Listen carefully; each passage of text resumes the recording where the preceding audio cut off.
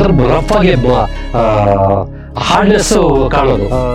20 ಚೀಲ ಬಂದಿದೆ ಇವಾಗ. ಕಾಪಾಡ್ಕೊಂಡು ಮುಂದೆ ಪೀಳಿಗೆಗೆ ಇದು ಮಾಡ್ಕೊಡ್ಬೇಕು. ಬೆಂಗಳೂರಲ್ಲಿ ಬಾಗಲೂರು ಮೇನ್ ರೋಡಲ್ಲಿ ಅವ್ರದ್ದು ಹೆಡ್ ಆಫೀಸ್ ಇದೆ. ಇಷ್ಟಿಷ್ಟು ಎರೆಹುಳಗಳು ಈಗ ಕಾಣ್ತಾ ಇದೆ. ವ್ಯವಸಾಯದ ಬಗ್ಗೆ ನನಗೆ ಸ್ವಲ್ಪ ಕಾಳಜಿ ಇರೋದ್ರಿಂದ ತೋಟ ಮಾಡಬೇಕು ಅಂತ ಮನ್ಸಿಗೆ ಬಂತು.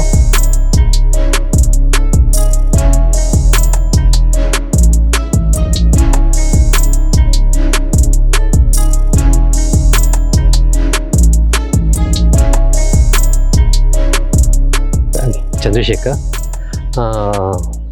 ನಾನು UPS ಫೀಲ್ಡಲ್ಲಿರೋ ಬೆಂಗಳೂರಲ್ಲಿರೋದು ನಾವು ಹೆಬ್ಬಾಳದಲ್ಲಿ.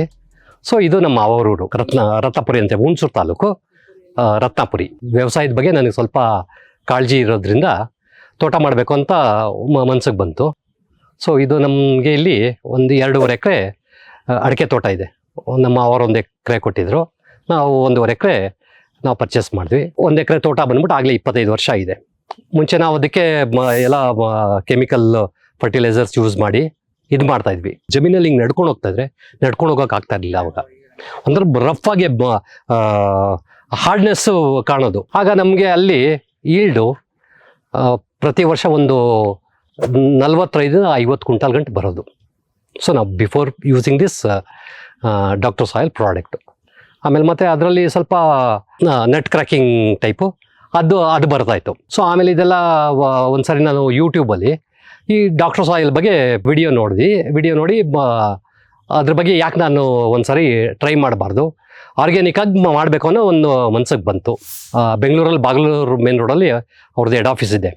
ಸೊ ಅಲ್ಲೇ ಹೋಗ್ಬಿಟ್ಟು ಇವ್ರನ್ನ ಪರಿಚಯ ಮಾಡ್ಕೊಂಡು ಅವ್ರದ್ದು ಸಲಹೆ ಮೇಲೆ ಯಾವ ಥರ ಇದು ಮಾಡಬೇಕು ಅಂತ ಹೇಳ್ಬಿಟ್ಟು ಅರೇಕಾ ಸ್ಪೆಷಲ್ ಅಂತ ಹೇಳ್ಬಿಟ್ಟು ಇದು ಮಾಡಿ ಕೊಟ್ಟರು. ವರ್ಷಕ್ಕೊಂದು 2 ಸರಿ ಯೂಸ್ ಮಾಡಿ ಅಂತ ಹೇಳ್ಬಿಟ್ಟು ನಮಗೆ ಗೈಡ್ ಮಾಡೋರು. ಫಸ್ಟ್ ಒಂದ್ಸರಿ ಇದು ಮಾಡಿದೆ 1 ಡ್ರಮ್ಮಿಗೆ. ಸೊ 2 ಲೀಟ್ರ್ ನನಗೆ ಹಾಕಿ ಗಿಡಕ್ಕೆ 1 ಲೀಟ್ರ್ ಕೊಡೋದಕ್ಕೆ ನಮ್ಗೆ ಹೇಳಿದ್ರು. ಅಂದರೆ ಗಿಡಕ್ಕೆ ಯಾವ ಥರ ಕೊಡಬೇಕು ಅಂದರೆ 1 ಅಡಿ ಬಿಟ್ಟು ಸುತ್ತಲೂ 1 ಲೀಟ್ರು ಬಿಡಬೇಕು ಅಂತ ಹೇಳಿ ಇದು ಮಾಡಿದ್ರು.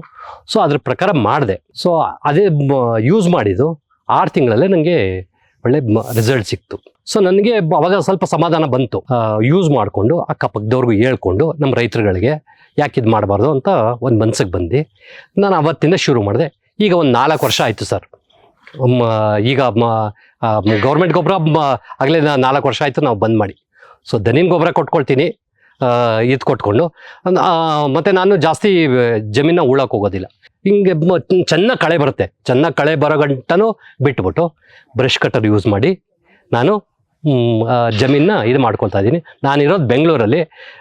ನನಗೆ ಈ ತೋಟ ಮಾಡಿರೋದ್ರಿಂದ ಅಂಥ ಹೆಚ್ಚಿಗೆ ಖರ್ಚು ಬರೋದಿಲ್ಲ, ಮೇಂಟೆನೆನ್ಸು ಕಡಿಮೆ ಆಗಿ ಈಲ್ಡು ಚೆನ್ನಾಗಿ ಬರ್ತಾ ಇದೆ ಸರ್. ಡಾಕ್ಟರ್ ಸಾಯಿಲ್ ಯೂಸ್ ಮಾಡಿದ್ಮೇಲೆ ಪ್ರತಿ ವರ್ಷ ನಾನು 1 ಎಕರೆನಲ್ಲಿ 75-80 ಕ್ವಿಂಟಾಲ್ ಗಂಟ ಅಡಿಕೆ ತೆಗಿತಾ ಇದ್ವಿ. ಮುಂಚೆ ಬರೀ 50 ಕ್ವಿಂಟಾಲು ದಾಟ್ತಾ ಇರಲಿಲ್ಲ ನಾನು ಗೌರ್ಮೆಂಟ್ ಗೊಬ್ಬರ ಯೂಸ್ ಮಾಡ್ಬೇಕಾರೆ. ಅವಾಗ ವೈಟಿಶ್ ಕಲರ್ ಥರ ಬಂದ್ಬಿಟ್ಟಿತ್ತು. ಸೊ ಆಮೇಲೆ ನಾವು ಡಾಕ್ಟರ್ ಸಾಯಿಲ್ ಇದು ಯೂಸ್ ಮಾಡಿದ್ಮೇಲೆ ಮತ್ತು ವಾಟರ್ ಕನ್ಸಂಪ್ಷನ್ ಅಷ್ಟೇ. ನಾನು 15 ದಿವಸಕ್ಕೊಂದು ನೀರು ಕೊಟ್ರು ತೇವಾಂಶ ಹಾಗೇ ಇರುತ್ತೆ ಸರ್. ಇಲ್ಲಿವರೆಗೂ 2 ಕಟಾವಾಗಿದೆ. ಸೊ ಗೌರಿ ಹಬ್ಬದಲ್ಲಿ ಒಂದ್ಸರಿ ಕಟಾವು ಮಾಡ್ತಾರೆ, ಈಗ ದೀಪಾವಳಿಲಿ ಒಂದ್ಸರಿ ಕಟಾವು ಮಾಡಿದ್ದಾರೆ, ಇನ್ನೊಂದು ಡಿಸೆಂಬರ್ ಅಷ್ಟರಲ್ಲಿ ಪೂರ್ತಿ ಕಟ್ ಮಾಡ್ಕೊಳ್ತಾರೆ. ಫಸ್ಟ್ ಕಟಾವಲ್ಲಿ 15 ಕ್ವಿಂಟಲ್ ಗಂಟೆ ಬಂತು.